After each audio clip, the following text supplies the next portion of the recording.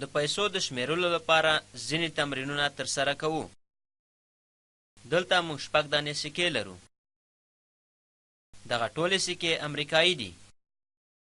موږ دغه پیسې د امریکا په حساب شمیرو. دغه لومړی سکه څه ده؟ دغه د $1 څلورمه برخه ده، یا هم دغه ته ویلی شو 25 سنته او کولی شو داسې هم ووایو 25 سنته، مګر داسې لیکم دغه یو بل د څلورمې برخې چې 25 سنته کیږي.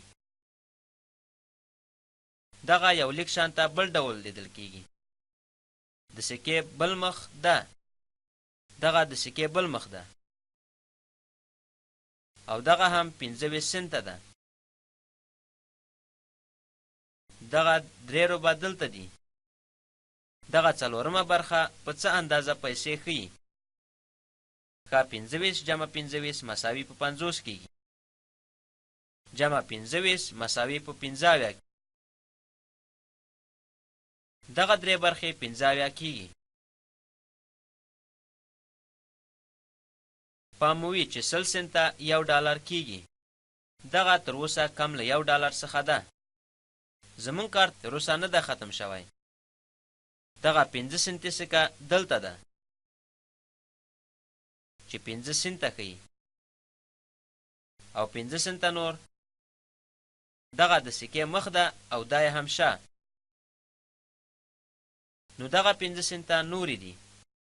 که دغه 2 5 سکې والا سره جمع کړو 10 سنته کیږي. او بالاخره تاسو 1 سنت او 1 سنت لرئ. دغه 1 سنت ده په حقیقت کې دغه 5 سنته ده، او دا هم 1 سنت. دغه یو عبارت له 1 سنت څخه دی. 15 جمع 10 جمع 1 څو کیږي؟ 15 جمع 10 مساوي په 15 کیږي، او جمع 1 مساوي په 18 کیږي، چې دلته مساوي په 18 سنته ده. که دغه ډیر تیز وي د خپل په ذهن کې ترسره کړئ. 25 50 15 کولای شئ داسې وشمیرئ. 25 جمع 25 جمع 25 جمع 5 او یو بل 5 جمع 1. په دې ډول یې کولای شئ جمع کړئ. پایله یې څو کیږي؟ 5 جمع 5 کیږي 10، جمع 5 کیږي 15، جمع 5 کیږي 20، جمع 5 کیږي 25، جمع 1 کیږي 26. یا هم 2 دانې لسه او 1 شپږ 12 سره جمع کړئ. 2 جمع 2 مساوي 4 کیږي، 4 جمع 2 کیږي 6، 6 جمع 2 کیږي 8، چې په حقیقت کې 18 سنته کیږي. او بله بیلګه کار کوو. مخکې ځو. دلته څه خبره ده؟ دغه یوه څلورمه برخه ده چې 25 سنته ورته ویل کیږي. 25 سنته او وروسته 2 دانې 10 سنته لرو چې په مخکې بیلګې کې نه ول. یو تل 10 سنته ښیي، نو موږ 12 سنتې لرو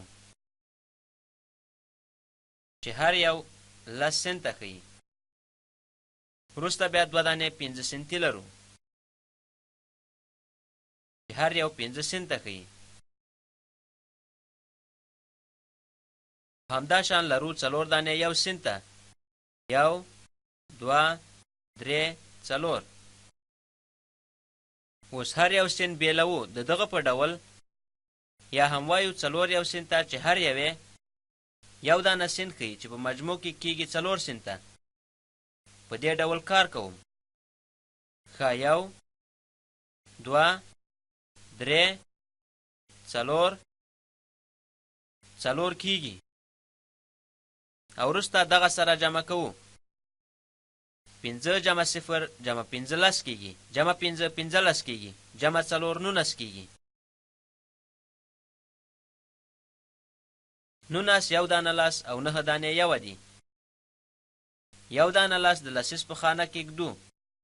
یو جمع 2 مساوي په 3 کېږي. جمع یو 4 کېږي. جمع یو 5 کېږي.